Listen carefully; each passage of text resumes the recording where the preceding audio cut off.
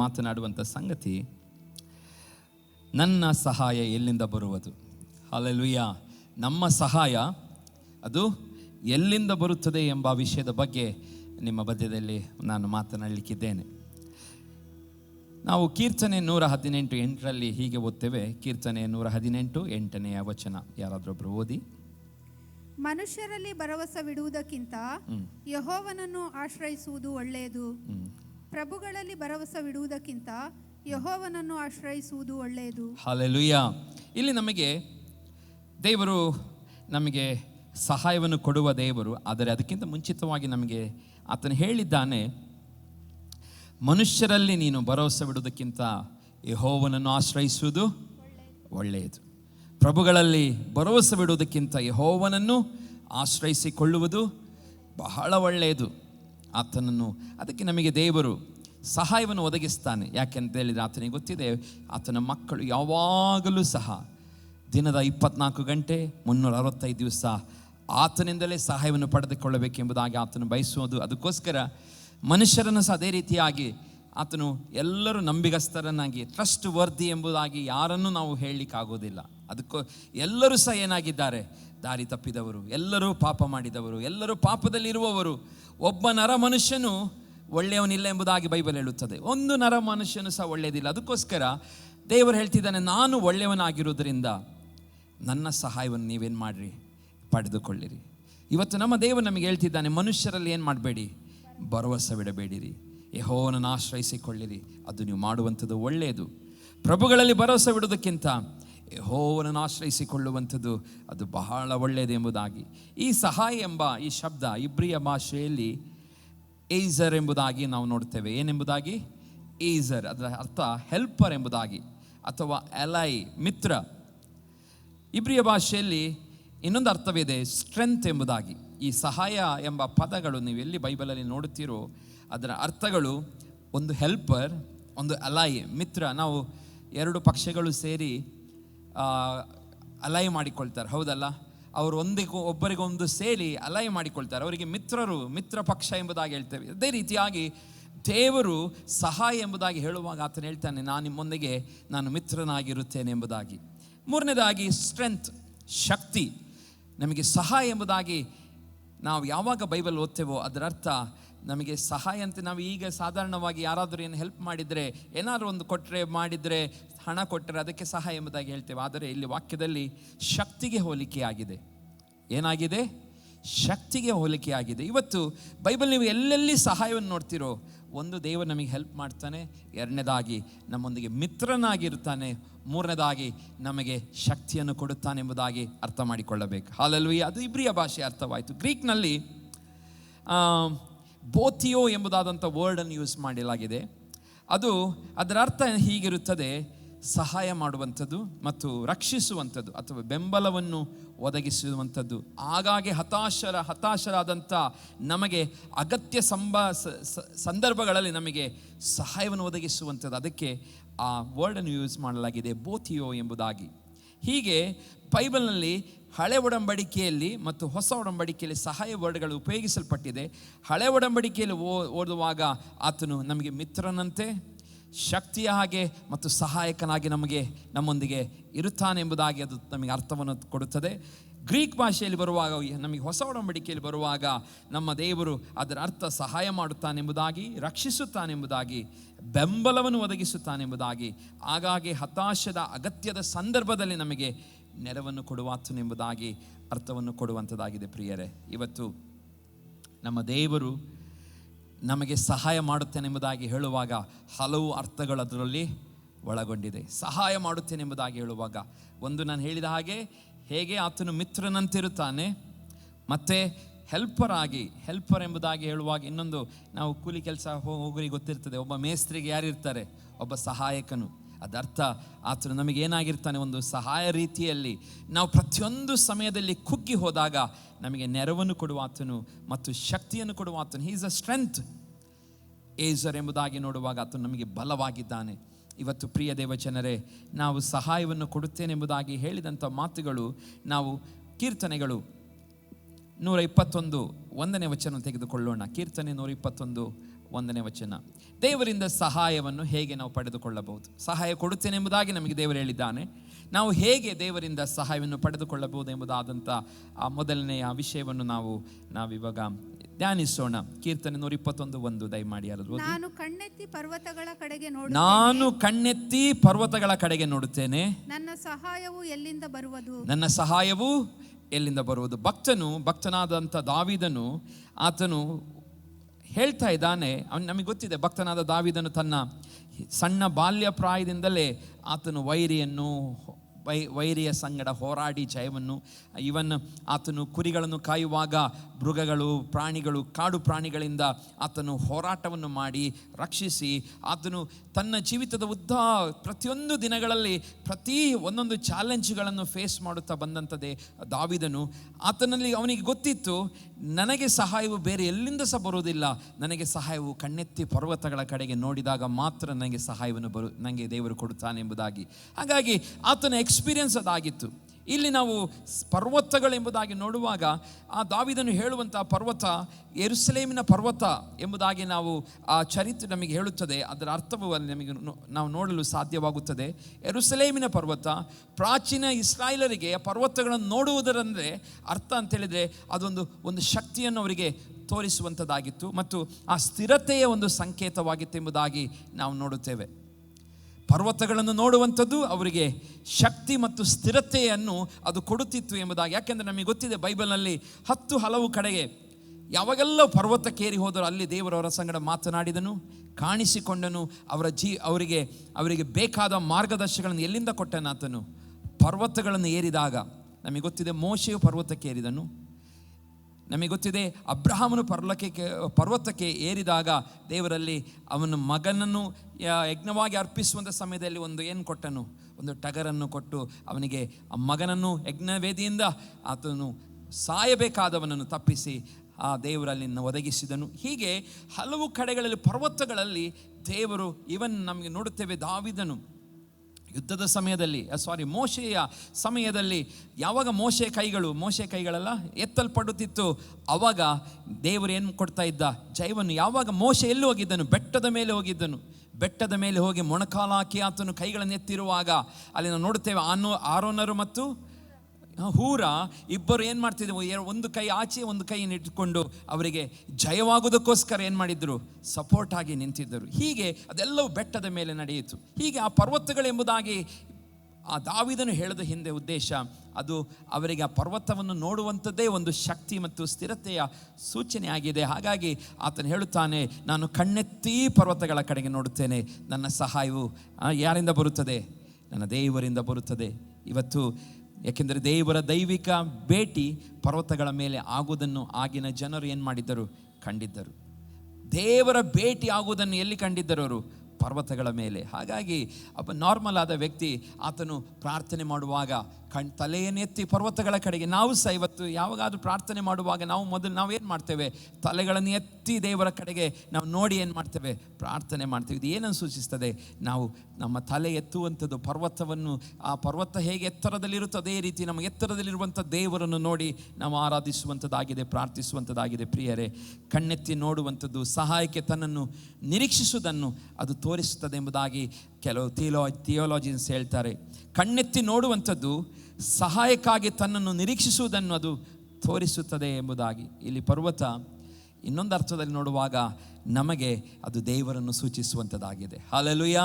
ಪರ್ವತ ನಮಗೆ ದೇವರನ್ನು ಸೂಚಿಸುವಂಥದ್ದಾಗಿದೆ. ನಾನು ಕಣ್ಣೆತ್ತಿ ಪರ್ವತಗಳ ಕಡೆ ನೋಡುತ್ತೇನೆ, ನನ್ನ ಸಹಾಯ ಅಂದರೆ ನಾನು ದೇವರನ್ನೇ ದೃಷ್ಟಿಸುತ್ತೇನೆ. ನನ್ನ ಸಹಾಯ ಬೇರೆ ಎಲ್ಲಿಂದವೂ ಬರುವುದಿಲ್ಲ. ಪರ್ವತ ಮೊದಲನೇದಾಗಿ ದೇವರ ಸಹಾಯವನ್ನು ಹೊಂದಿಕೊಳ್ಳಬೇಕಾದರೆ ನಮ್ಮ ಕಣ್ಣುಗಳು ಮೇಲೆ ಪರಲೋಕದೆಡೆಗೆ ಎತ್ತಲ್ಪಡಬೇಕು. ಇವತ್ತು ನನಗೆ ಮತ್ತು ನಿಮಗೆ ಸಹಾಯಗಳು ಬೇಕಾಗಿದ್ದೆವು. ಮನುಷ್ಯರ ಅದಕ್ಕೆ ನಾನು ಫಸ್ಟ್ ಓದಿದ ವಾಕ್ಯ, ಮನುಷ್ಯರಲ್ಲಿ ಭರವಸವಿಟ್ಟು ಸಾಕಾಗಿ ಹೋಗಿರುವುದಾದರೆ ಇವತ್ತು ಪ್ರಿಯ ದೇವ ಜನರೇ, ನಿಮ್ಮ ಕಣ್ಣುಗಳು ಪರ್ವತದೆಡೆಗೆ, ಆ ದೇವರೆಡೆಗೆ ಎತ್ತಿರಿ. ನಾವು ಬೇರೆಯವರು ನಿಮಗೋಸ್ಕರ ಪ್ರಾರ್ಥನೆ ಮಾಡೋದು ಬೇರೆ ಜನರು ನಿಮಗೋಸ್ಕರ, ಸಭೆಯು ಪ್ರಾರ್ಥನೆ ಮಾಡೋದು ಬೇರೆ. ನಾನು ವೈಯಕ್ತಿಕವಾಗಿ ನನ್ನ ತಲೆಗಳನ್ನು ಎತ್ತಿ ಪ್ರಾರ್ಥನೆ ಮಾಡೋದು ಬೇರೆ. ಇಲ್ಲಿ ದಾವೀದನು ತನ್ನ ತಲೆಯನ್ನು ಎತ್ತಿ ಹೇಳ್ತಾ ಇದ್ದಾನೆ, ನಾನು ಮೇಲೆ ನೋಡುತ್ತೇನೆ, ನಾನು ಪರ್ವತದ ಕಡೆಗೆ ನೋಡುತ್ತಾ ಇದ್ದೆ, ನನ್ನ ಸಹಾಯವು ಎಲ್ಲಿಂದ ಬರ್ತದೆ. ಇವತ್ತು ನಮ್ಮ ಇಂಡಿವಿಜುವಲ್, ನಾವು ವೈಯಕ್ತಿಕವಾಗಿ ದಾವೀದನು ಮಾಡಿದ ಹಾಗೆ ನಮ್ಮ ತಲೆಗಳು ಪರಲೋಕದೆಡೆಗೆ, ದೇವರೆಡೆಗೆ ಎತ್ತಲ್ಪಡಲಿ. ಯಾಕಂದರೆ ಹಾಗೆ ನಾವು ಎತ್ತಲ್ಪಟ್ಟು ನಾವು ಎತ್ತಿ ನಮ್ಮ ತಲೆಯನ್ನೆತ್ತಿ ಪ್ರಾರ್ಥಿಸುವಾಗ ನಮಗೆ ಸಹಾಯ ಬರುತ್ತದೆ ಎಂಬುದಾಗಿ ಕೀರ್ತನೆಗಾರನು ಹೇಳುವವನಾಗಿದ್ದಾನೆ. ನಮಗೆ ಗೊತ್ತಿದೆ ಐಶ್ವರ್ಯವಂತನು ಮತ್ತು ಲಾಜರನ ಆ ಒಂದು ಕತೆ ನಮಗೆ ಗೊತ್ತಿದೆ. ಲೂಕನ ಬರೆದ ಸುವಾರ್ತೆ ಅದರ 16ನೇ ಅಧ್ಯಾಯದಲ್ಲಿ ಹೀಗೆ ಓದುತ್ತೇವೆ. 16ನೇ ಅಧ್ಯಾಯದ 24ನೇ ವಚನಕ್ಕೆ ಬರುವಾಗ, ಯಾರೊಬ್ರು ಓದಿ 24ನೇ ವಚನದಿಂದ. ತಂದೆಯೇ ಅಬ್ರಹಾಮನೇ, ನನ್ನ ಮೇಲೆ ದಯವಿಟ್ಟು ಲಾಜರನನ್ನು ಕಳುಹಿಸು, ಅವನು ತನ್ನ ತುದಿ ಬೆರಳನ್ನು ನೀರಲ್ಲಿ ಅದ್ದಿ ನನ್ನ ನಾಲಿಗೆಯನ್ನು ತಣ್ಣಗೆ ಮಾಡಲಿ, ಈ ಉರಿಯಲ್ಲಿ ಸಂಕಟ ಪಡುತ್ತೇನೆ ಎಂದು ಕೂಗಿ ಹೇಳಿದನು. ಸಾಕು. ಇಲ್ಲಿ ವಾಕ್ಯದಲ್ಲಿ ಓದ್ತೇವೆ,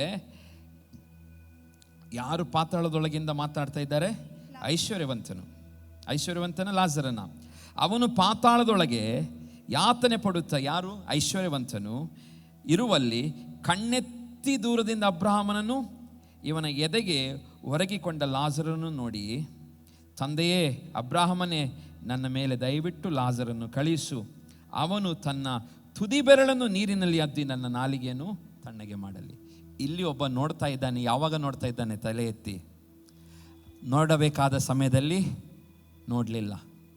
ನೋಡಬೇಕಾದ ಸಮಯದಲ್ಲಿ ಎಲ್ಲ ಲೋಕದ ಐಶ್ವರ್ಯವನ್ನು, ಸ್ಥಾನಮಾನವನ್ನು ನೋಡುತ್ತಾ ಇದ್ದ. ತನಗೆ ಅವನು ಕಣ್ಣೆತ್ತಿ ನೋಡಬೇಕಾದ ಸಂದರ್ಭದಲ್ಲಿ ದೇವರು ಅವನಿಗೆ ಆಯುಷ್ಕಾಲ 70 ಬಲ ಹೆಚ್ಚಿದೆ 80 ಕೊಟ್ಟಿದ್ದಾನೆ. ಆ ಸಮಯದಲ್ಲಿ ತನ್ನ ಉಸಿರಿರುವಂಥ ಸಮಯದಲ್ಲಿ ಆತನು ಏನನ್ನು ಮಾಡ್ತಾ ಇಲ್ಲ, ದೇವರ ಕಡೆಗೆ ಕಣ್ಣೆತ್ತಿ ನೋಡದೆ ಆತನ ನಾವು ನೋಡ್ತಾ ಇದ್ದೇವೆ. ಇಲ್ಲಿ ಯಾವಾಗ ನೋಡ್ತಾ ಇದ್ದಾನೆ? ಪಾತಾಳದೊಳಗಿಂದ ಕಣ್ಣೆತ್ತಿ ಆತನು ನೋಡುವುದನ್ನು ನೋಡ್ತಾ ಇದ್ದೇವೆ. ಇವತ್ತು ಪ್ರಿಯ ದೇವಜನರೇ, ನಾವು ಅರ್ಥ ಮಾಡಿಕೊಳ್ಳಬೇಕು, ನಾವು ಕಣ್ಣೆತ್ತಿ ನೋಡಬೇಕಾದ ಸಮಯದಲ್ಲೇ ನಾವು ಕರ್ತನನ್ನು ದೃಷ್ಟಿಸಬೇಕು. ಹಲ್ಲೆಲೂಯಾ. ಈ ಐಶ್ವರ್ಯವಂತನು ತನಗೆ ಹಣವಿದೆ, ಸ್ಥಾನಮಾನವಿದೆ, ಎಲ್ಲ ರೀತಿಯ ಸಕಲಾತೀತ, ಅಲ್ಲಿ ಸುಂದರವಾಗಿ ಅಲ್ಲಿ ವಾಕ್ಯದಲ್ಲಿ ಬರ್ತೇವೆ,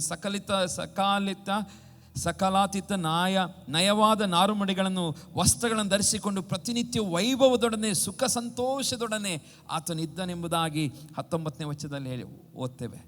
ಆತನ ಎಲ್ಲವೂ ಒಳ್ಳೆಯದಾಗಿತ್ತು. ಆದರೆ ಆತನ ಮರಣ ನಂತರ ಅವನಿಗೆ ನಿಜವಾದ ಅವನ ಪರಿಸ್ಥಿತಿ, ಅವನ ಗತಿ ಗೊತ್ತಾಯಿತು. ಅವನು ಯಾರಾಗಿದ್ದಾನೆ, ದೇವರ ಎಣಿಕೆಯಲ್ಲಿ ಆತನು ಏನಾಗಿದ್ದನು, ಭೂಮಿಯ ಮೇಲೆ ಬದುಕಿದ್ದಾಗ ಎಂಬುದಾಗಿ ಅವನ ಸತ್ತ ಮೇಲೆ ಅವನಿಗೆ ಗೊತ್ತಾಯಿತು. ಪ್ರಿಯ ದೇವಜನರು, ಇವತ್ತು ನಮಗೆ ದೇವರು ಸಮಯ ಅವಕಾಶವನ್ನು ಕೊಟ್ಟಿದ್ದಾನೆ. 70 ಬಲ ಹೆಚ್ಚಿದರೆ 80 ಕಷ್ಟ ಸಂಕಟಗಳು ಜೀವನದ ಆಡಂಬರ. ಈ ಆಡಂಬರದ ಈ ಸಮಯದಲ್ಲಿ ನಾವು ಯಾರನ್ನು ಫಸ್ಟ್ ನೋಡಬೇಕು? ಕಣ್ಣೆತ್ತಿ ಪರ್ವತಗಳ ಕಡೆಗೆ ನಾವು ನೋಡಬೇಕು. ಹಲ್ಲೆಲೂಯಾ. ನಮ್ಮ ಸಹಾಯವನ್ನು ಕೊಡುವಂಥ ದೇವರ ಕಡೆಗೆ. ನಾವು ನಿರ್ಲಕ್ಷ್ಯದ ಜೀವಿತ ಇಲ್ಲಿ ಮಾಡಿದ್ದಾರೆ. ಇಲ್ಲಿ ನಾವು ದೇವರನ್ನು ನಿರ್ಲಕ್ಷಿಸಿ, ಆತನ ಪ್ರೀತಿಯನ್ನು ನಿರ್ಲಕ್ಷಿಸಿ, ಆತನು ಮಾಡಿದಂಥ ತ್ಯಾಗವನ್ನು ನಿರ್ಲಕ್ಷಿಸಿ, ಆತನು ನಮಗೆ ಕೊಟ್ಟಂಥ ಎಲ್ಲ ಎಲ್ಲ ಸಂಪತ್ತು, ಎಲ್ಲ ಸಂತೋಷ, ಹಣ ಎಲ್ಲವನ್ನು ಕೊಟ್ಟಿದ್ದಾನೆ, ನಿರ್ಲಕ್ಷಿಸಿ ನಾವು ಜೀವಿಸುವುದಾದರೆ ದ್ಯಾಟ್ ಈಸ್ ವಾಟ್ ಲಾಜರನಿಗೆ ಸುಖ ಉಂಟಾಯಿತು. ಆದರೆ ಐಶ್ವರ್ಯವಂತನಿಗೆ ಏನಾಯಿತು? ಪಾತಾಳದಲ್ಲಿ ಯಾತನೆ ಉಂಟಾಯಿತು. ಅಲ್ಲಿಂದ ಕಣ್ಣೆತ್ತಿ ನೋಡ್ತಾ ಇದ್ದಾನೆ. ಯಾರನ್ನು ನೋಡ್ತಾ ಇದ್ದಾನೆ? ಬಡವನಾದಂಥ ಲಾಜರನ್ನು ನೋಡ್ತಾ ಇದ್ದಾನೆ. ಅವನು ಎಲ್ಲಿದ್ದಾನೆ? ಅಬ್ರಹಾಮನಿಗೆ ಎದೆಗೆ ಒರಗಿಸಲ್ಪಟ್ಟಿದ್ದಾನೆ. ಹಲ್ಲೆಲೂಯಾ. ಪ್ರಿಯ ದೇವಜನರೇ, ಇವತ್ತು ನಮಗೆ ಗೊತ್ತಿರಲಿ, ನಾವು ನೋಡಬೇಕಾದ ಸಮಯದಲ್ಲಿ ಕಣ್ಣೆತ್ತಿ ನೋಡದೆ ಹೋದರೆ ಯಾತನೆ ನಮ್ಮ ಜೀವಿತದ ಹಲ್ಲೆಲೂಯಾ ಕೊನೆಯಾಗಿರುತ್ತದೆ. ಹಲ್ಲೆಲೂಯಾ. ನಮ್ಮ ನಿತ್ಯ ಮರಣದಲ್ಲಿ ನಾವು ನಿತ್ಯ 2ನೇ ಮರಣ ನಮಗೆ ಬೈಬಲ್ ಹೇಳುತ್ತದೆ. 2ನೇ ಮರಣದಲ್ಲಿ ನಾವು ಏನಾಗ್ತೇವೆ? ಯಾತನೆ ಪಡುತ್ತೇವೆ. ನರಕವು 2ನೇ ಮರಣ, ಶಾರೀರಿಕ ಮರಣ 1ನೇ ಮರಣ. 2ನೇ ಮರಣ ನಮಗೆ ಬಹಳ ಕಠಿಣವಾದ ಮರಣವಾಗಿರುತ್ತದೆ. ಆ ಮರಣದಿಂದ ತಪ್ಪಿಸಿಕೊಳ್ಳಲಿಕ್ಕೆ ಯಾರಿಗೂ ಆಗುವುದಿಲ್ಲ ಎಂಬುದಾಗಿ ಬೈಬಲ್ ಹೇಳ್ತದೆ. ಇವನಿಗೂ ಹೇಳ್ತಾ ಇದ್ದಾನೆ, ನೀನು ಒಂದು ಸಲ ಅಲ್ಲಿ ಹಾಕಲ್ಪಟ್ಟ ಮೇಲೆ ಅಲ್ಲಿ ಮುಂದೆ ಓದುವಾಗ ಗೊತ್ತಾಗ್ತದೆ. ಇವನಿಗೆ ರಿಕ್ವೆಸ್ಟ್ ಮಾಡ್ತಾನೆ.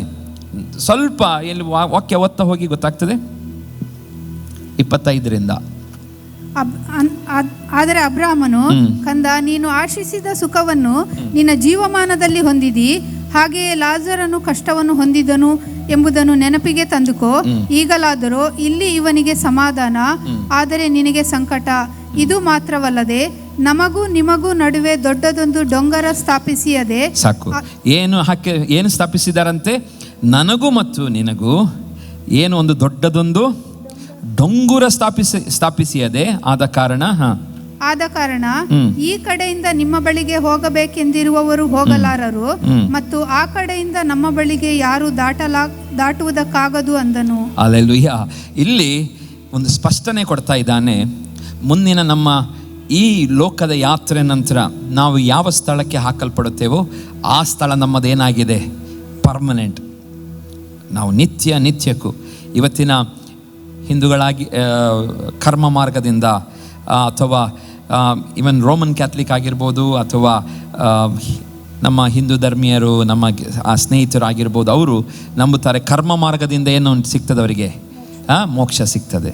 ಆದರೆ ಇಲ್ಲಿ ಬೈಬಲ್ ಹೇಳ್ತದೆ, ಒಂದು ಸಲ ನೀನು ನರಕಕ್ಕೆ ಹಾಕಲ್ಪಟ್ಟರೆ, ನೀನು ಇಲ್ಲಿ ಲೋಕದಲ್ಲಿ ನೀನು ಬಿಟ್ಟು ಹೋದಂಥ ಜನರು, ಅಥವಾ ನೀನು ಇಲ್ಲಿರುವಾಗ ಏನೇ ದಾನ ಧರ್ಮಗಳನ್ನು ಹಣ ವ್ಯರ್ಥ ಮಾಡಿ, ಏನೇ ನೀನು ಲೋಕದ ಮನಸ್ಸಿಗೆ ಬಂದ ಹಾಗೆ ನೀನು ಜೀವಿಸಿ, ನೀನು ಎಷ್ಟು ಹಣವನ್ನು ವ್ಯಯ ಮಾಡಿ ಬೆಳ್ಳಿ ಬಂಗಾರ,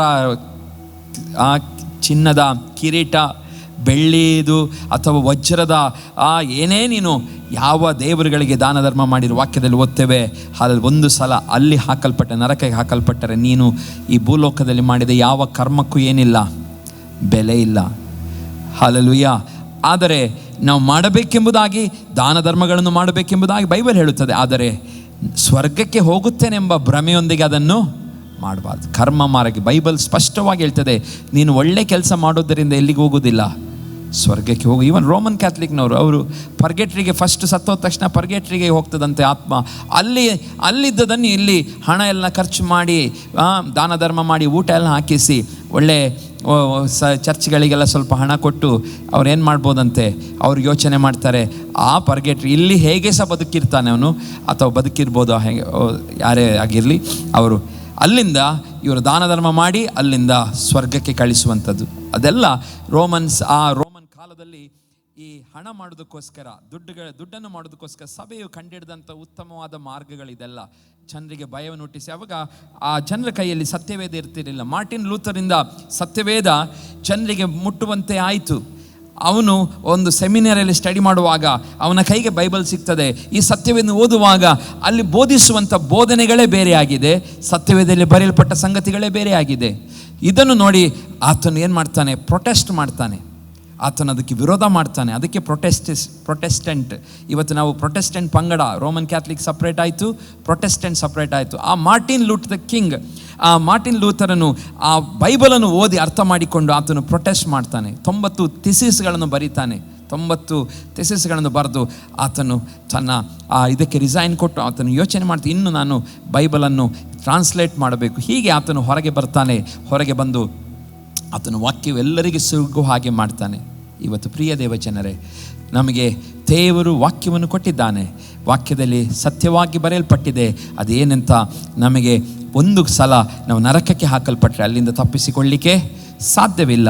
ಸ್ವರ್ಗಕ್ಕೆ ಹಾಕಲ್ಪಟ್ಟರೆ ಸ್ವರ್ಗದಿಂದವೂ ನರಕಕ್ಕೆ ಯಾರನ್ನು ದೊಬ್ಲಿಕ್ಕಾಗುವುದಿಲ್ಲ, ಆ ಸ್ಥಳವು ಬದಲಾಯಿಸ್ಲಿಕ್ಕಾಗುವುದಿಲ್ಲ. ಅದಕ್ಕೆ ಇಲ್ಲಿ ವಾಕ್ಯದಲ್ಲಿ ಓದುತ್ತೇವೆ, ನಮಗೂ ಮತ್ತು ಡೊಂಗರ, ನಮಗೂ ನಿಮಗೂ ಹೇಳ್ತಿದ್ದಾನೆ, ಲಾಜರನಿಗೂ ಮತ್ತು ಅಲ್ಲಿ ಐಶ್ವರ್ಯವಂತನು ಪಾತಾಳದಲ್ಲಿದ್ದಾನೆ, ಅವನಿಗೂ ಒಂದು ದೊಡ್ಡ ಡಂಗುರ ಆದ ಕಾರಣ ಈ ಕಡೆಯಿಂದ ನಿಮ್ಮ ಬಳಿಗೆ ಹೋಗಬೇಕೆಂದಿರುವವರು ಹೋಗಲಾರರು, ಮತ್ತು ಆ ಕಡೆಯಿಂದ ನಮ್ಮ ಬಳಿಗೆ ಯಾರು ದಾಟುವುದಕ್ಕಾಗದು ಅಂದನು. ಆಗ ಅವನು, ಅಪ್ಪ, ಹಾಗಾದರೆ ಲಾಜರನನ್ನು ನನ್ನ ತಂದೆಯ ಮನೆಗೆ ಕಳಿಸಬೇಕೆಂದು ನಿನ್ನ ಬೇಡಿಕೊಳ್ಳುತ್ತೇನೆ. ನನಗೆ 5 ಮಂದಿ ಅಣ್ಣ ತಮ್ಮಂದಿರಿದ್ದಾರೆ.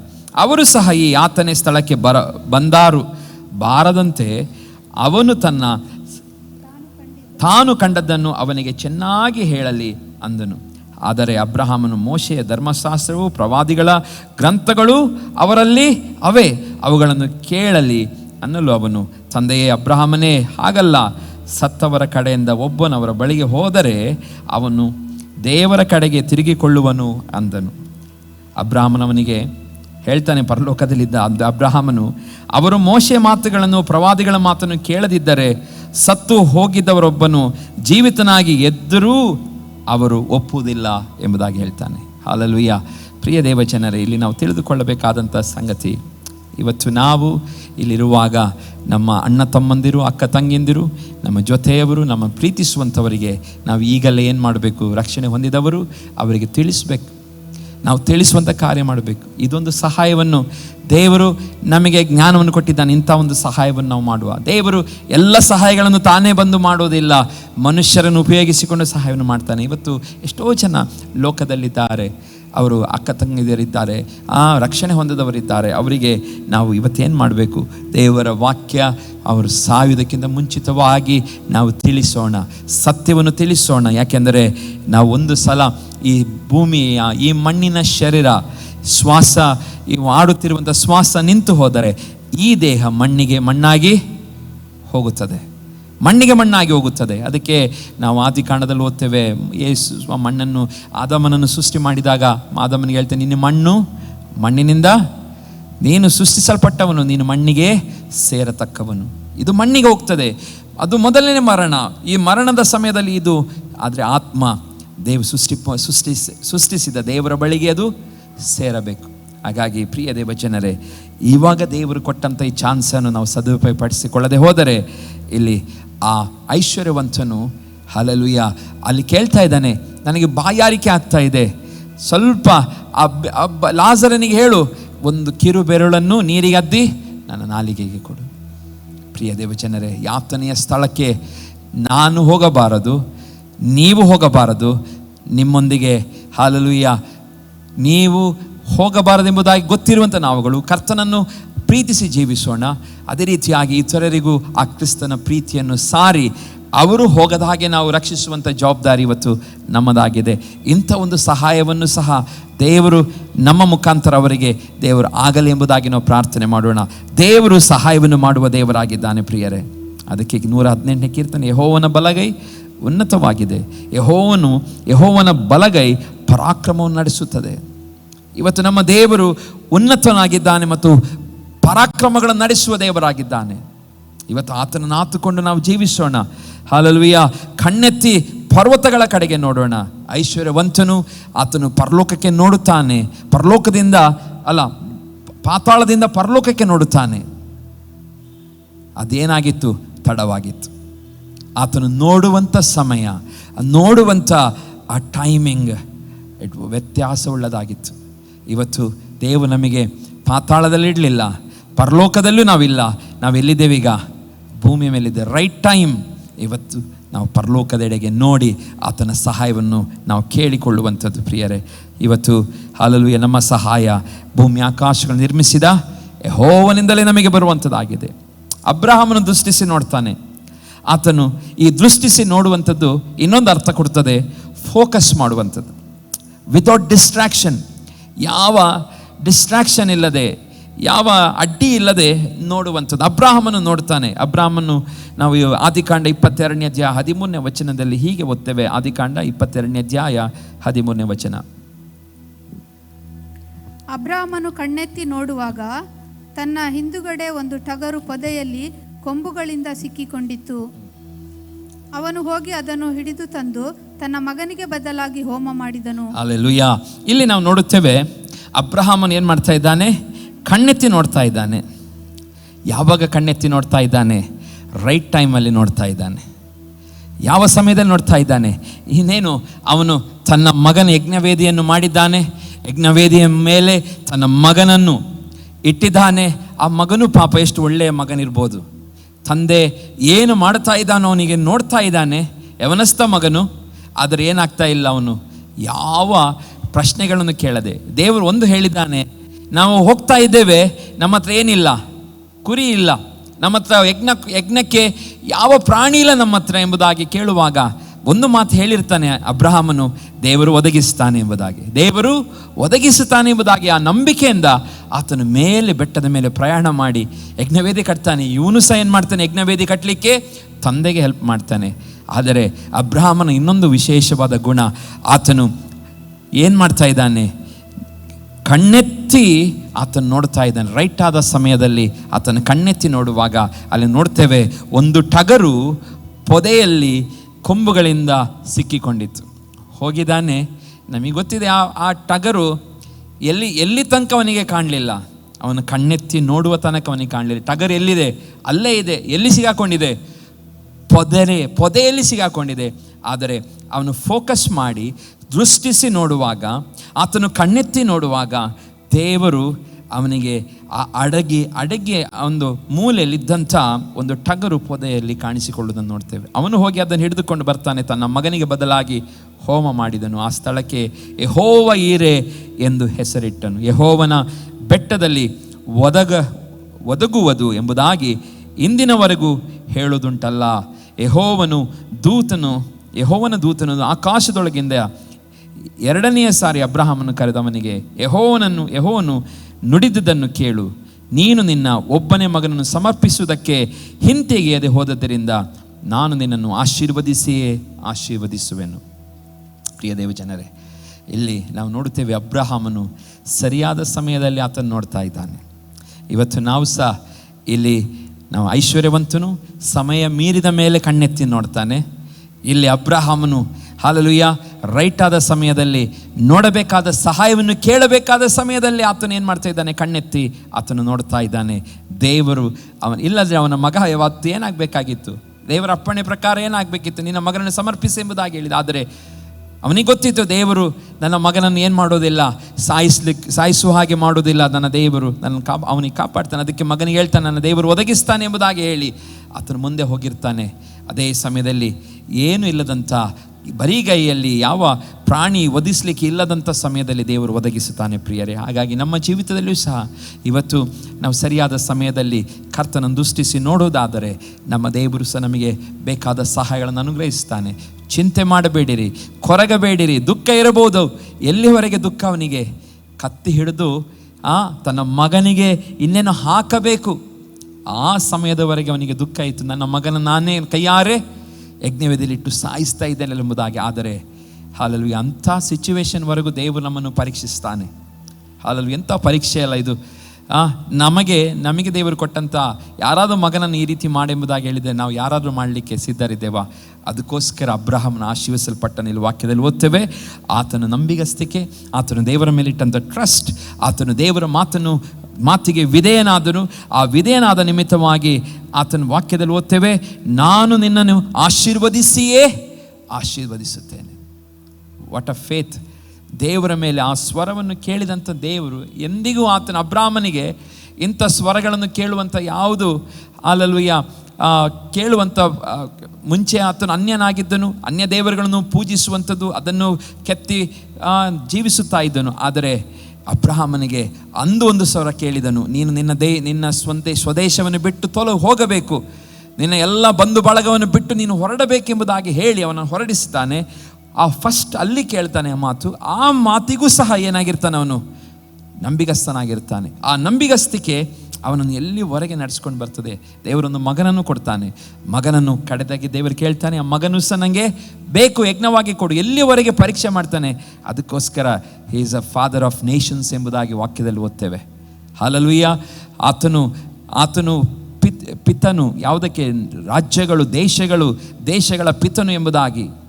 He is a father of Nations ಎಂಬುದಾಗಿ ಆತನ ಬಗ್ಗೆ ನಾವು ನೋಡ್ತೇವೆ. ಆತನ ನಂಬಿಗಸ್ತಿಕೆ. ಪ್ರಿಯರೇ, ಇವತ್ತು ನಮಗೆ ಅವನಲ್ಲಿರುವಂಥ ಒಂದು 5% ನಂಬಿಗಸ್ತಿಕೆ ನಮ್ಮದು ಆದರೂ ಸಹ ದೇವರು ನಮ್ಮನ್ನು ಇನ್ನೂ ಎಷ್ಟೋ ಆಶೀರ್ವದಿಸ್ತಾನೆ. ಹಲ್ಲೆಲೂಯಾ, ಆತನಿಂದ ಬರೀ ಸ್ವಲ್ಪ ನಂಬಿಗಸ್ತಿಕೆ ನಮಗೆ ಬಂದು ನಾವು ರೂಢಿಸಿಕೊಂಡರೂ ಸಹ ದೇವರು ಅದನ್ನು ಸನ್ಮಾನಿಸುವ ದೇವರಾಗಿದ್ದಾನೆ. ಪ್ರಿಯರೇ, ಕಣ್ಣೆತ್ತಿ ಆತನು ಸರಿಯಾದ ಸಮಯದಲ್ಲಿ ದೇವರನ್ನು ದೃಷ್ಟಿಸುತ್ತಾನೆ. ಹಾಗಾಗಿ ದೇವರು ಹೇಳ್ತಾನೆ, ನಾನು ನಿನ್ನನ್ನು ಆಶೀರ್ವದಿಸುತ್ತೇನೆ. ಇವತ್ತು ಆಶೀರ್ವಾದದ ಹಿಂದೆ ಏನಿದೆ? ಕ್ರಯವಿದೆ. ನಿಮ್ಮ ಪ್ರತಿಯೊಂದು ಬ್ಲೆಸ್ಸಿಂಗ್ ಹಿಂದೆ ದೇವರ ಒಂದೇನಿದೆ? ದೇವರು ನಮ್ಮಿಂದ ಅಪೇಕ್ಷಿಸ್ತಾನೆ. ಯೇಸು ಸ್ವಾಮಿ ನಮಗೆ ಆಶೀರ್ವಾದವನ್ನು ಕೊಟ್ಟಿದ್ದಾನೆ. ಯಾವ ಆಶೀರ್ವಾದ? ಕೃಪೆಯನ್ನು ಕೊಟ್ಟಿದ್ದಾನೆ, ನಿತ್ಯ ಜೀವನ ಕೊಟ್ಟಿದ್ದಾನೆ. ಆತನು ನಮಗೆ ಅವನು ತನ್ನ ಜೀವಿತವನ್ನು ಕೊಟ್ಟ, ರಕ್ತವನ್ನು ನಮಗೆ ಕ್ರಯೆಯಾಗಿ ಆತನು ಸುರಿಸಿದನು. Yes, purchased us by his blood. ಆತನ ರಕ್ತದಿಂದ ನಮ್ಮನ್ನು ಕೊಂಡುಕೊಂಡಿದ್ದಾನೆ. ಪ್ರಿಯ ದೇವಜನರೇ, ಅದಕ್ಕೋಸ್ಕರ ಇವತ್ತು ನಾವು ಸಹಾಯವನ್ನು ಕೇಳಿಕೊಳ್ಳುವಾಗ ರೈಟ್ ಆದ ಸಮಯದಲ್ಲಿ ಸಹಾಯವನ್ನು ಕೇಳಿಕೊಳ್ಳೋಣ. ಹಲ್ಲೆಲೂಯಾ, ಈಗಿರುವಂಥ ಕರೆಕ್ಟಾದ ಸಮಯ ಇದಾಗಿದೆ. ಈ ಸಮಯವೇ ಒಳ್ಳೆಯ ಸಮಯ. ಇದುವೇ ಪ್ರಸನ್ನ ವೇಳೆಯು, ರಕ್ಷಣೆಯ ದಿನವು ಎಂಬುದಾಗಿ ಹಾಡುಗಾರರು ಬರುತ್ತಾರೆ. ಇದೇ ರಕ್ಷಣೆಯ ದಿನ, ಇದೇ ಪ್ರಸನ್ನತೆಯ ಕಾಲ. ಈ ಪ್ರಸನ್ನತೆ ಕಾಲದಲ್ಲೇ ನಾವು ಏನು ಮಾಡೋಣ? ನಾವು ತಲೆಯನ್ನು ಎತ್ತಿ ಕರ್ತನ ಕಡೆಗೆ ನೋಡೋಣ. ಆವಾಗ ನಮಗೇನು ಮಾಡ್ತಾರೆ? ಕೀರ್ತನೆಗಾರನು ಹೇಳ್ತಾನೆ, ನಾನು ಕಣ್ಣೆತ್ತಿ ಪರ್ವತಗಳ ಕಡೆ ನೋಡುತ್ತೇನೆ, ನನ್ನ ಸಹಾಯವೆಲ್ಲಿಂದ ಭೂಮಿ ಆಕಾಶಗಳು ನಿರ್ಮಿಸಿದ ಯೆಹೋವನಿಂದಲೇ ಬರುತ್ತದೆ.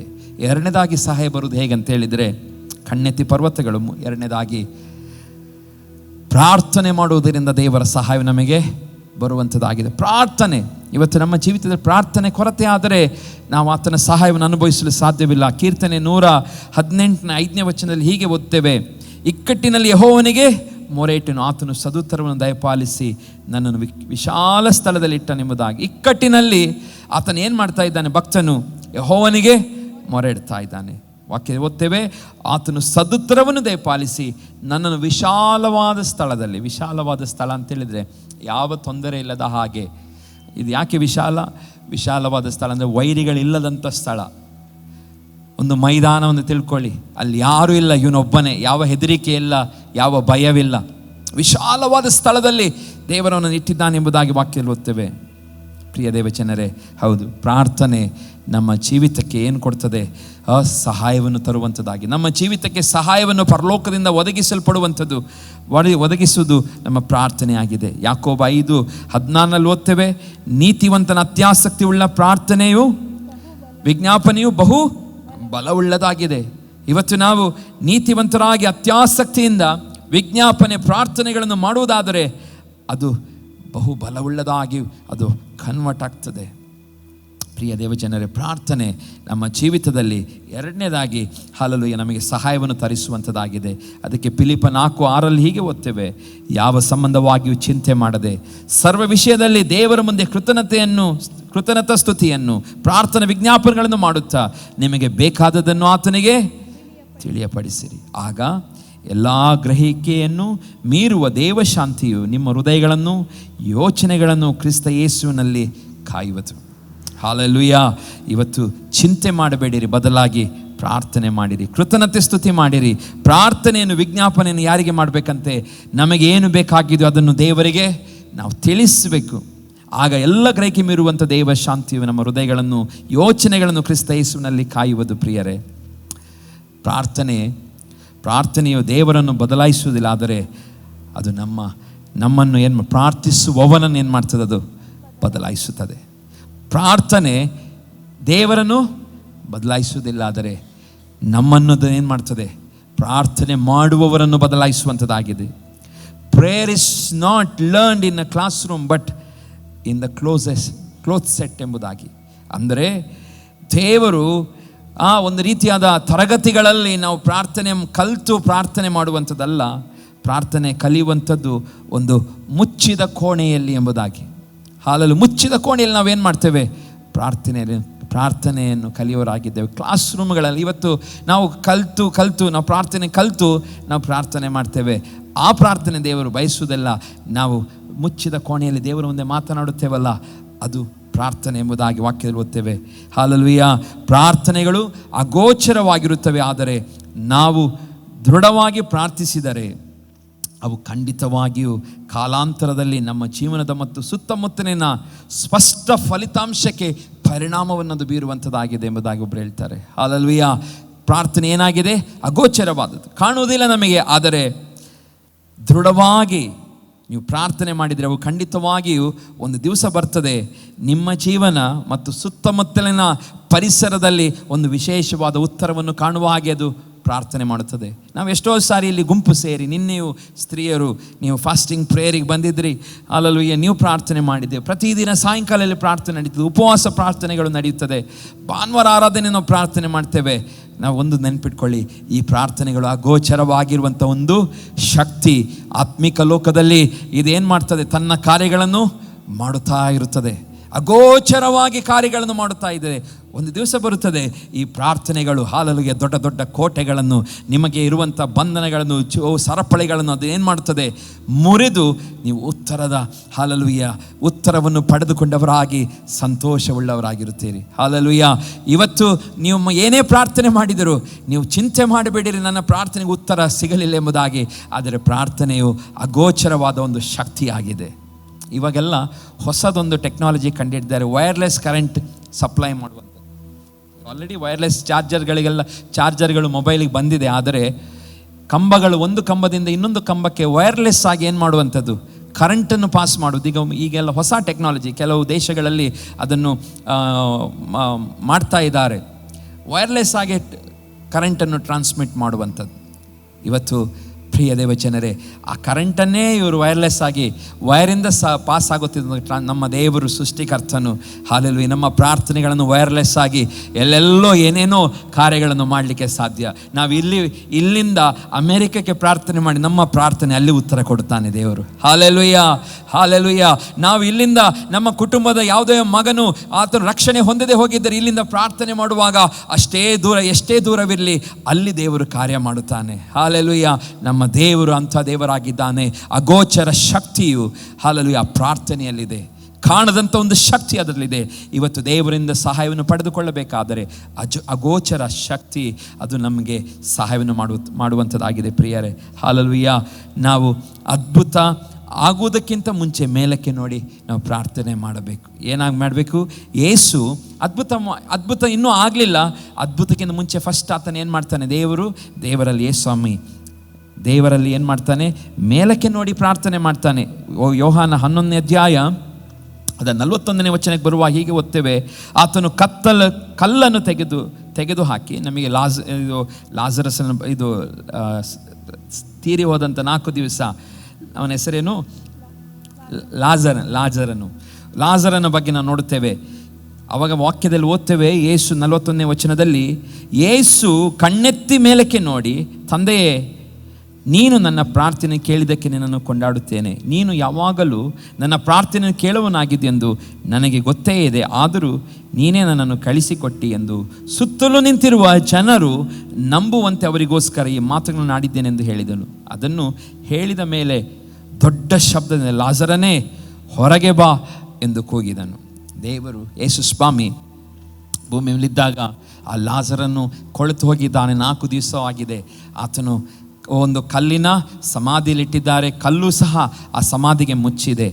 ಆದರೆ ಪ್ರಿಯ ದೇವಜನರೇ, ಯೇಸು ಸ್ವಾಮಿ ತನಗೆ ದೇವರು ಕೊಟ್ಟಂಥ ಶಕ್ತಿ ಉಪಯೋಗಿಸೋದಕ್ಕಿಂತ ಮುಂಚಿತವಾಗಿ ಮೊದಲು ಏನು ಮಾಡ್ತಾನೆ? ಸ್ವಾಮಿ ಏನು ಮಾಡ್ತಾನೆ? ಪ್ರಾರ್ಥನೆ ಮಾಡ್ತಾನೆ. ಕಣ್ಣೆತ್ತಿ ಮೇಲಕ್ಕೆ ನೋಡಿ ಪ್ರಾರ್ಥನೆ ಮಾಡ್ತಾನೆ. ಪ್ರಾರ್ಥನೆ ಮಾಡಿ, ನೀನು ಪ್ರಾರ್ಥನೆಯನ್ನು ಕೇಳುವಂಥ ದೇವರಾಗಿದ್ದಿ, ನನಗೆ ಗೊತ್ತಿದೆ, ನೀನೇ ನನ್ನನ್ನು ಕಳಿಸಿಕೊಟ್ಟು ಸುತ್ತಲಿರುವ ಜನರಿಗೆ ಅವ ಜನರು ನಂಬುವಂತೆ ಅವರಿಗೋಸ್ಕರ ಈ ಮಾತುಗಳನ್ನು ನಾಡಿದ್ದೇನೆಂದು ಹೇಳಿ ಆತನು ಹೇಳ್ತಾನೆ, ದೊಡ್ಡ ಶಬ್ದದಿಂದ ಹೇಳ್ತಾನೆ, ಲಾಜರನ್ನೇ ಹೊರಕ್ಕೆ ಬಾ. ಪ್ರಿಯ ದೇವಚನ, ಯೇಸು ಸ್ವಾಮಿಗೆ ಪ್ರಾರ್ಥನೆ ಬೇಕಾಗಿದ್ದರೆ ಯೇಸು ಸ್ವಾಮಿಯ ಬಗ್ಗೆ ನಾವು ಓದುವಾಗ ಸುವಾರ್ತೆಗಳಲ್ಲಿ ಆತನು 40 ದಿವಸ ಉಪವಾಸ ಪ್ರಾರ್ಥನೆ ಮಾಡ್ತಾ ಇದ್ದನು ಎಂಬುದಾಗಿ ನೋಡ್ತೇವೆ. ಅಡವಿಗೆ ಹೋಗಿ ಪ್ರಾರ್ಥನೆ ಮಾಡಿದನು, ರಾತ್ರಿ ಇಡೀ ಪ್ರಾರ್ಥನೆ ಮಾಡಿದನು. ಗೆತ್ಸಮನೆ ತೋಟದಲ್ಲಿ ಆತನಿಗೆ ಇನ್ನು ಶಿಲುಬೆಗೆ ಹಾಕುವಂಥ ಕೆಲವು ಗಂಟೆಗಳ ಮುಂಚೆಯೂ ಆತನು ಗೆತ್ಸಮನೆ ತೋಟದಲ್ಲಿ ಆತನು ಎಚ್ಚರವಿದ್ದು ಪ್ರಾರ್ಥನೆ ಮಾಡಿದನೆಂಬುದಾಗಿ ವಾಕ್ಯದಲ್ಲಿ ಓದ್ತೇವೆ. ಹೀಗೆ ಪ್ರಾರ್ಥನೆ ಸಹಾಯಗಳನ್ನು ತಂದುಕೊಡುವಂಥದ್ದಾಗಿದೆ. ಇಲ್ಲಿ ಯಾವ ಸಹಾಯ ದೇವ ಯೇಸು ಸ್ವಾಮಿಗೆ ಉಂಟಾಯಿತು? ಅಲ್ಲಿ ಯೇಸು ಸ್ವಾಮಿ ಮುಖಾಂತರ ಯಾರಿಗೆ ಸಹಾಯ ಉಂಟಾಗ್ತಾ ಉಂಟು? ಲಾಜರನಿಗೆ ಸಹಾಯ ಉಂಟಾಗುತ್ತಾ ಇದೆ. ಪ್ರಿಯ ದೇವ, ನಿಮ್ಮ ಪ್ರಾರ್ಥನೆಯಿಂದ ಯಾರಿಗುಂಟಾಗಿ ಮತ್ತೊಬ್ಬರಿಗೆ ಸಹಾಯ ಉಂಟಾಗುತ್ತದೆ. ಹಾಗಾಗಿ ಯೇಸು ನಮಗೆ ಮಾದರಿಯಾಗಿ ತೋರಿಸಿದ್ದ ನಿಮ್ಮ ಪ್ರಾರ್ಥನೆ ಇನ್ನೊಬ್ಬರಿಗೆ ಸಹಾಯವನ್ನು ಒದಗಿಸಿಕೊಡುವಂಥದ್ದಾಗಿದೆ. ಮತ್ತು ಇನ್ನೊಂದು ಕಡೆ ನೋಡ್ತೇವೆ, ಪೇತ್ರ, ಯಾಕೋಬ ಮತ್ತು ಯೋಹಾನರು ಅವರು ಸಹ ಯೇಸುಸ್ವಾಮಿ ಒಂದು ಕಡೆ ಕಣ್ಣೆತ್ತಿ ನೋಡ್ತಾರೆ. ಆವಾಗ ಯೇಸುವನ್ನು ನೋಡಿದ್ದಾರೆ ಎಂಬುದಾಗಿ ನಮಗೆ ಗೊತ್ತಿದೆ. ಯೇಸು ಸ್ವಾಮಿ ಆ ಮತ್ತಾಯನ ಬರೆದ ಸುವಾರ್ತೆ 17ನೇ ಅಧ್ಯಾಯದಲ್ಲಿ ಒಂದು ಕಡೆ ಕರ್ಕೊಂಡು ಹೋಗ್ತಾನೆ. ಬೆಟ್ಟಕ್ಕೆ ಕರ್ಕೊಂಡು ಹೋಗಿ ಅವರಿಗೆ ಆತನು ಮುಂದೆ ಪ್ರಕಾಶ ರೂಪವನ್ನು ಧರಿಸಿಕೊಳ್ತಾನೆ. ಸಡನ್ನಾಗಿ ಆತನು ಪ್ರಕಾಶ ರೂಪವನ್ನು ಧರಿಸಿಕೊಳ್ತಾನೆ. ಈ ಸಾಯುವುದಕ್ಕಿಂತ ಮುಂಚೆ, ಶಿಲುಬೆಗೆ ಹಾಕಿಂತ ಮುಂಚಿತವಾಗಿ ಒಂದು ಗ್ಲಿಮ್ಸನ್ನು ತೋರಿಸ್ತಾನೆ. ಆತನು ಯಾರೆಂಬುದಾಗಿ. ಯಾರ ಮುಂದೆ ಅಲ್ಲ, ಪೇತ್ರ, ಯಾಕೋಬ ಮತ್ತು ಯೋಹಾನನ ಮುಂದೆ. ಆ ಸಮಯದಲ್ಲಿ ಒಂದು ರೀತಿಯಾದಂಥ ಬೆಳಕು ಅಲ್ಲಿ ಸೂರ್ಯನಂತಿರುವಂಥ ಪ್ರಕಾಶ ಅಲ್ಲಿ ಉಂಟಾಗುತ್ತೆ. 2ನೇ ವಚನ ಓದ್ತೇವೆ, ಆತನ ವಸ್ತ್ರಗಳು ಬೆಳಕಿನಂತೆ ಬೆಳಗ್ತದೆ. ಆ ಸಮಯದಲ್ಲಿ ಇವರು ನೋಡುವಂಥ ಸಮಯದಲ್ಲಿ ಯೇಸು ಸ್ವಾಮಿ ಅನ್ನು ಕಾಣುತ್ತಾರೆ. ಯೇಸು ಸ್ವಾಮಿಯನ್ನು ನೀವು ಯಾವಾಗೆಲ್ಲ ಕಣ್ಣೆತ್ತಿ ನೋಡುತ್ತೀರೋ, ನಾವು ಯಾವರನ್ನು ನೋಡೋಣ? ಯೇಸುವನ್ನು ನೋಡುವರಾಗೋಣ. ಹಲ್ಲೆಲೂಯಾ.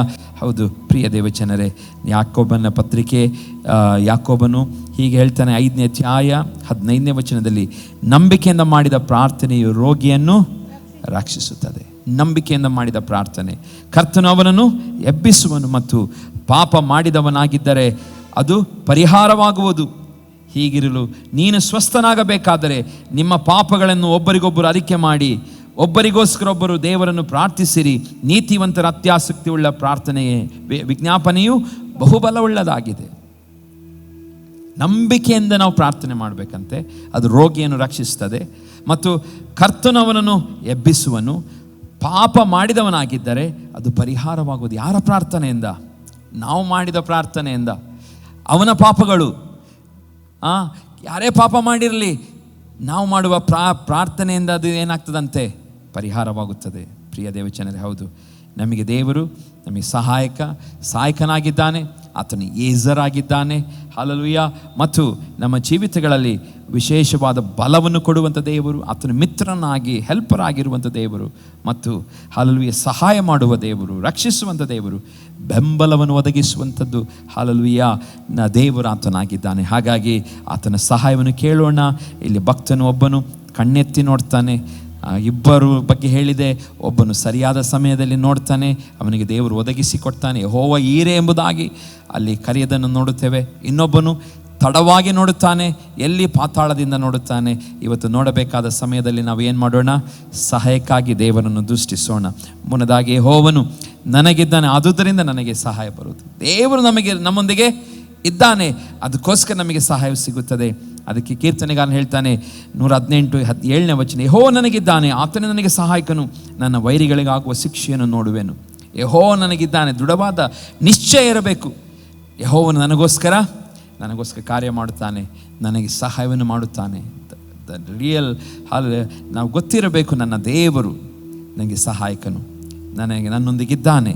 ಅಂಥವರಿಗೆ ದೇವರು ಹೇಳ್ತಾನೆ, ವೈರಿಗಳಾಗುವ ಶಿಕ್ಷೆಯನ್ನು ನೀವು ನೋಡುವ ಹಾಗೆ ದೇವರು ಮಾಡುವನು. ವೈರಿಗಳಿಗಾಗುವ ಶಿಕ್ಷೆ, ನಮ್ಮ ವಿರೋಧಿಸುವಂಥ ಜನರು ಶಿಕ್ಷೆಯನ್ನು ಒಳಗಾಗುವುದನ್ನು ನಾವು ನೋಡ್ತೇವೆ. ಕೀರ್ತನೆ 59:10 ನನ್ನ ದೇವರು ಪ್ರಸನ್ನನಾಗಿ ನನಗೆ ಸಹಾಯವನ್ನು ಮಾಡು. ಆತನು ಇರುವಂಥದ್ದು ಪ್ರಸನ್ನತೆ ನಮಗೇನು ಮಾಡ್ತದೆ? ಸಹಾಯವನ್ನು ಮಾಡುತ್ತದೆ. ನನ್ನ ವಿರೋಧಿಗಳಿಗೆ ಉಂಟಾಗುವ ಶಿಕ್ಷೆಯನ್ನು ನಾನು ನೋಡುವಂತೆ ಮಾಡುವನು. ಇವತ್ತು ಪ್ರಿಯ ದೇವಜನರೇ, ನಾವು ಶಿಕ್ಷಿಸೋದಕ್ಕೋಸ್ಕರ ನಾವು ಪ್ರಾರ್ಥನೆ ಮಾಡೋದಲ್ಲ, ವೈರಿಗಳಿಗೆ ನಾವು ಆಶೀರ್ವಾದವನ್ನು ಬಯಸಬೇಕಾದರೆ ನಾವು ಯಾವಾಗ ಆತನ ಪ್ರಸನ್ನತೆಯಲ್ಲಿದ್ದು ಆತನ ಸಹಾಯವನ್ನು ಕೇಳುತ್ತೇವೋ, ದೇವರು ತಾನೇ ನಮಗೋಸ್ಕರ ಏನು ಮಾಡ್ತಾನೆ? ಹೋರಾಟವನ್ನು ಮಾಡುತ್ತಾನೆ, ಪ್ರಸನ್ನತೆಯಲ್ಲಿ ಜಯವನ್ನು ಕೊಡುತ್ತಾನೆ.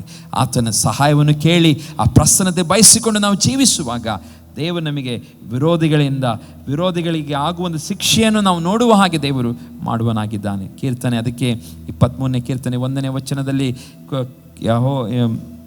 ದಾವೀದನು ಹೇಳುತ್ತಾನೆ, ಯೆಹೋವ ನನಗೆ ಕುರುಬನು, ಕೊರತೆ ಪಡೆನು, ಆತನು ಹಸಿರುಗಾವಲನ್ನು ತಂಗಿಸುತ್ತಾನೆ, ವಿಶ್ರಾಂತಿಕರವಾದ ನೀರುಗಳ ಬಳಿಗೆ ಬರುತ್ತಾನೆ. ಇದರ ಅರ್ಥ ಏನು?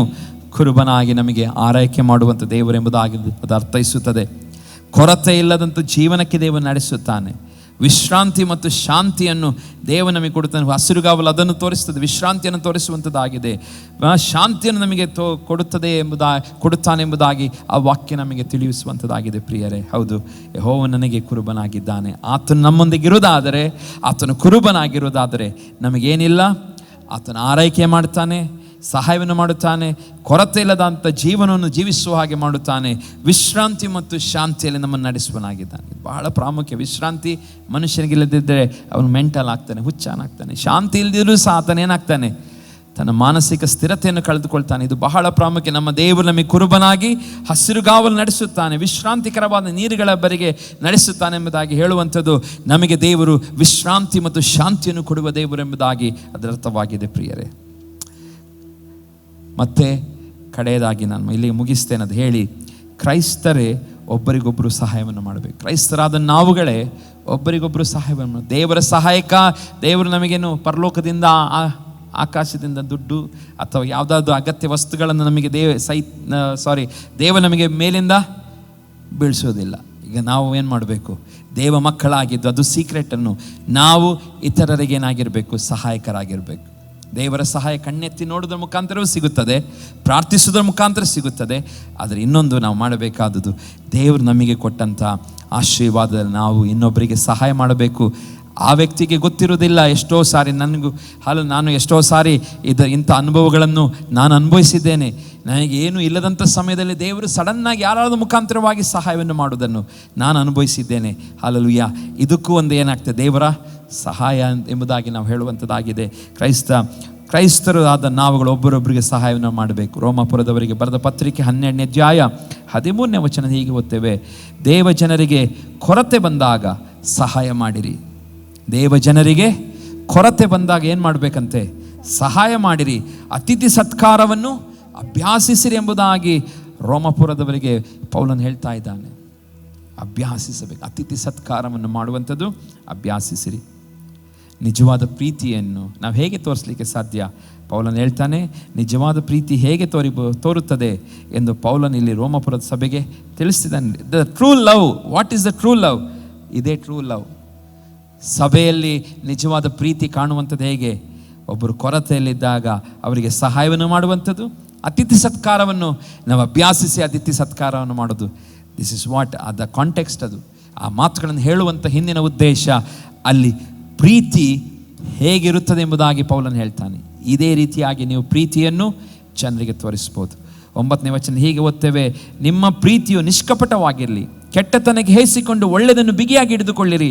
ಕ್ರೈಸ್ತರು ಸಹೋದರರು ಅಣ್ಣ ತಮ್ಮಂದಿರೆಂದು ಒಬ್ಬರನ್ನೊಬ್ಬರು ಪ್ರೀತಿಸಿರಿ. ಮಾನ ಮರ್ಯಾದೆಗಳನ್ನು ತೋರಿಸುವುದರಲ್ಲಿ ಒಬ್ಬರಿಗಿಂತ ಒಬ್ಬರು ಮುಂದಾಗಿರಿ. ಜಾಗ್ರತೆ ಬೇಕಾದಲ್ಲಿ ಆಲಸ್ಯರಾಗಿರದೆ ಆಸಕ್ತಿ ಚಿತ್ತರಾಗಿದ್ದು ಕರ್ತನ ಸೇವೆ ಮಾಡುವವರಾಗಿರಿ.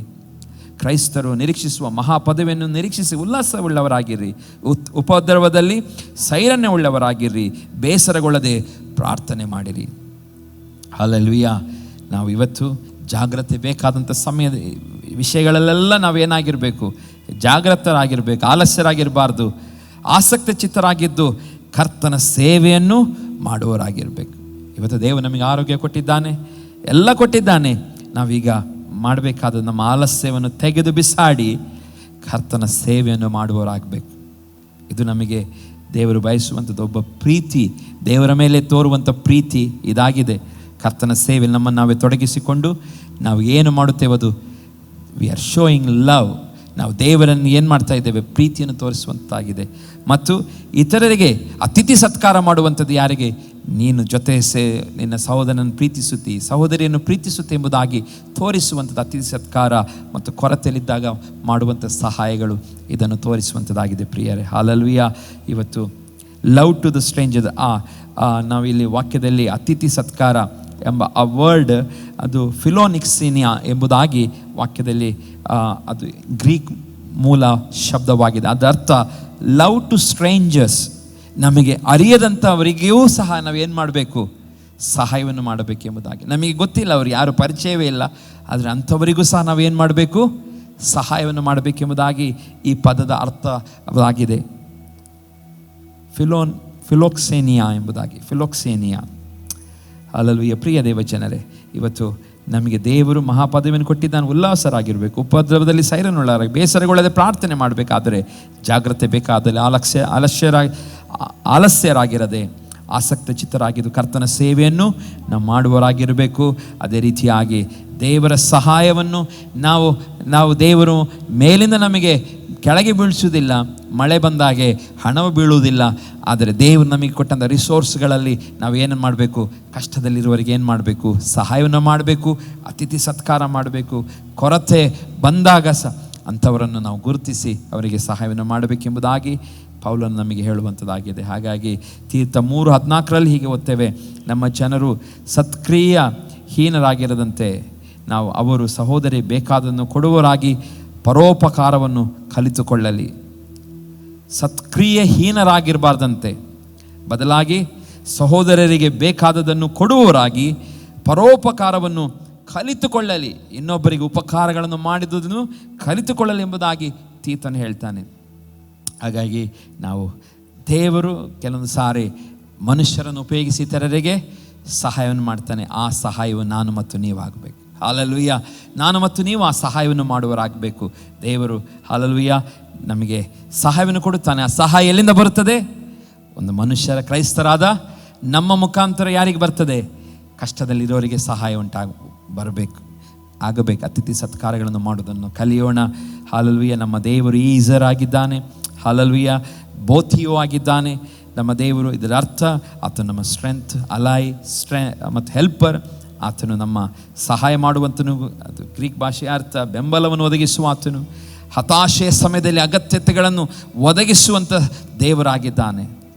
ಪ್ರಿಯ ದೇವಚನರೇ, ಹಾಗಾಗಿ ಸಹಾಯಗಳಿಗಾಗಿ ನಾವು ಎಲ್ಲಿ ಮನುಷ್ಯರನ್ನು ನಾವು ನೋಡೋದು ಬೇಡ. ಮನುಷ್ಯರಲ್ಲಿ ಭರವಸೆ ಇಡೋದಕ್ಕಿಂತ ಯೆಹೋವನನ್ನು ಆಶ್ರಯಿಸಿಕೊಳ್ಳುವುದು, ಪ್ರಭುಗಳಲ್ಲಿ ಭರವಸೆ ಇಡೋದಕ್ಕಿಂತ ಯೆಹೋವನನ್ನು ಆಶ್ರಯಿಸಿಕೊಳ್ಳುವುದು ಒಳ್ಳೆಯದು.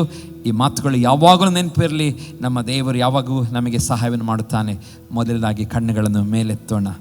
ಹಾಲೆಲೂಯ. ಕಣ್ಣುಗಳನ್ನು ಮೇಲೆತ್ತಿ ನಾವು ಜೀವಿಸುವಾಗ ಆ ಸಹಾಯಗಳು ನಮಗೆ ಪರಲೋಕದಿಂದ ಬರುವಂಥದ್ದಾಗಿದೆ. ಈ ಸಮಯದಲ್ಲಿ ನಾವು ಕಣ್ಣುಗಳನ್ನು ಮುಚ್ಚಿ ಪ್ರಾರ್ಥನೆ ಮಾಡಿಕೊಳ್ಳೋಣ. ದೇವರು ತಾನೇ ನಮಗೆ ಎಲ್ಲ ಸಮಯಗಳಲ್ಲಿ ಕಣ್ಣುಗಳನ್ನು ಮೇಲೆತ್ತುವ ಹಾಗೆ ನಮಗೆ ಸಹಾಯವನ್ನು ಮಾಡಲಿ. ನಮ್ಮನ್ನು ಅತ್ಯಧಿಕವಾಗಿ ಪ್ರೀತಿ ಮಾಡುವಂಥ ತಂದೆಯೇ, ನೀನು ಸ್ವಾಮಿ, ನೀನು ಸಹಾಯಗಳನ್ನು ಒದಗಿಸುವಂಥ ದೇವರು. ನನ್ನ ಸಹಾಯ ಎಲ್ಲಿಂದ ಬರುವುದೆಂಬುದಾಗಿ ಕೀರ್ತನೆಗಾರನು ಹೇಳ್ತಾನೆ, ನಾನು ಭೂಮಿ ಆಕಾಶಗಳನ್ನು ನಿರ್ಮಿಸಿದ ಯೆಹೋವನಿಂದಲೇ ನನಗೆ ಸಹಾಯ ಬರುತ್ತದೆ ಎಂಬುದಾಗಿ. ಹೌದಪ್ಪ, ನಾವು ನಂಬಿದ್ದೇವೆ. ನೀನು ನಮ್ಮ ಸಹಾಯದ ಮೂಲವಾಗಿದ್ದಿ. ಇವತ್ತು ಯಾರಾದರೂ ಸ್ವಾಮಿ ಸಹಾಯವನ್ನು ಬಯಸಿಕೊಂಡು ಇಲ್ಲಿ ಬಂದಿರುವುದಾದರೆ, ನಿನ್ನ ಪ್ರಸನ್ನತೆ, ನಿನ್ನ ವಿಶೇಷವಾದಂಥ ನೆರವು ಬೇಕೆಂಬುದಾಗಿ ಬಂದಿರುವುದಾದರೆ ಅಪ್ಪ, ಇವತ್ತಿನಿಂದ ನಿನ್ನ ಕಡೆಗೆ ಯಾವಾಗಲೂ ದೃಷ್ಟಿಸುವಂತೆ ಅಗೋಚರವಾದ ಆ ಪ್ರಾರ್ಥನೆ ಎಂಬ ಆ ಸ್ವಾಮಿ ಆಯುಧವನ್ನು ಉಪಯೋಗಿಸಿಕೊಂಡು ಹೋರಾಡುವಂತೆ, ಪ್ರಾರ್ಥಿಸುವಂತೆ, ಇವತ್ತಲ್ಲ ನಾಳೆ ದೇವರು ನನಗೆ ಒದಗಿಸುತ್ತಾನೆ ಎಂಬ ನಂಬಿಕೆಯೊಂದಿಗೆ ಎಡೆಬಿಡದೆ ಪ್ರಾರ್ಥಿಸುವಂತೆ ನಿನ್ನ ಮಕ್ಕಳಿಗೆ ಸಹಾಯವನ್ನು ಮಾಡಪ್ಪ. ಯಾವಾಗಲೂ ಸಂತೋಷವಾಗಿರಲಿ, ಕೊರತೆಗಳು ನೀಗಲ್ಪಡಲಿ. ಕೀರ್ತನೆಗಾರನು ಹೇಳಿದಂತೆ, ಅಪ್ಪ ಯೆಹೋವನು ನನಗೆ ಕುರುಬನು, ಕೊರತೆ ಪಡೆನು. ಅವನಿಗೆ ಗೊತ್ತಿತ್ತು ನೀನು ಎಲ್ಲ ಸಮಯದಲ್ಲಿ ಸಹಾಯವನ್ನು ಮಾಡುತ್ತಿ. ಹೌದು, ಗೋಲಿಯಾತನ ಮುಂದೆಯೂ ಸಹಾಯವನ್ನು ಮಾಡಿದ್ದಿ. ಸಿಂಹಗಳು ಗರ್ಜಿಸುವಂಥ ಸಿಂಹಗಳ ಮುಂದೆ ಸಹಾಯವನ್ನು ಮಾಡಿದ್ದಿ. ಅಪ್ಪ, ವಿರೋಧವಾಗಿ ಬಂದಂಥ ಸೌಲನ ಎಲ್ಲ ಮರಣದ ಬಾಣಗಳಿಂದ, ಅವನ ಜನರಿಂದ, ಸೈನ್ಯದಿಂದ, ಮರಣದಿಂದ ತಪ್ಪಿಸಿ ರಕ್ಷಿಸಿದ್ದಿ. ಅದೆಲ್ಲವೂ ನೆನೆಸಿಕೊಂಡು ಹೇಳ್ತಾನೆ, ಯೆಹೋವನು ನನಗೆ ಕುರುಬನು, ಕೊರತೆ ಪಡೆನೆಂಬುದಾಗಿ. ಹೌದಪ್ಪ, ನಮ್ಮ ಜೀವಿತದಲ್ಲಿ ಎಷ್ಟೋ ಹಲವು ಉಪಕಾರಗಳನ್ನು ಮಾಡಿದ್ದಿ. ಯಾವಾಗ ನೆನಪಿಸಿಕೊಂಡು ನಿನ್ನನ್ನೇ ನಾವು ದೃಷ್ಟಿಸುವ ಹಾಗೆ ನಮಗೆ ಸಹಾಯವನ್ನು ಮಾಡು. ಈ ವಾಕ್ಯ ಸಂದೇಶವನ್ನು ಆಶೀರ್ವದಿಸಿದ್ದಕ್ಕಾಗಿ ಸ್ತೋತ್ರ. ಎಲ್ಲರನ್ನು ಆಧರಿಸಿದ್ದಕ್ಕಾಗಿ ಸ್ತೋತ್ರ. ನಜರೇತಿನ ಯೇಸುವಿನ ನಾಮದಲ್ಲಿ ತಂದೆಯೇ, ಆಮೇನ್, ಆಮೇನ್. ಈ ಸಮಯದಲ್ಲಿ ನಮ್ಮ ಸಹೋದರ ದೇವ ಸೇವಕರಾಗಿರುವಂಥ ಮೋಸಸ್ ನಮ್ಮನ್ನು ಪ್ರಾರ್ಥನೆ ನಡೆಸುವರಾಗಿದ್ದಾರೆ.